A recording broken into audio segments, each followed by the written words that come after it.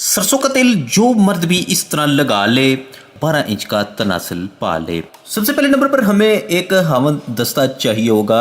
ये देखिए बिल्कुल 1 चम्मच आपने सरसों के तेल की शामिल कर देनी है। 10 मिनट के अंदर ये बीर बहुटी है जो तनासल को लंबाई पकड़ती है। इतनी जल्दी लंबाई करने वाली ये चीज़ है। इसके 10 से 12 दाने आपने बीच में डाल देने हैं और अच्छे तरीके से इनको कूटना है।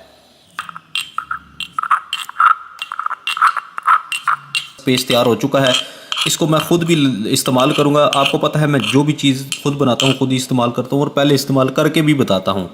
ये तेल लगाया, तनासल के ऊपर जो बड़ी रग होती है उसके ऊपर आपने यूँ हल्के हाथ से लगाना शुरू कर देना है, ठीक है।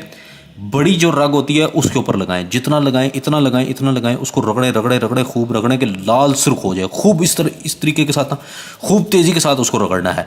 हर बंदा इसको इस्तेमाल कर सकता है। मैंने सारा कुछ अपनी पूरी कोशिश की है कि हर चीज़ आपको बता दी है।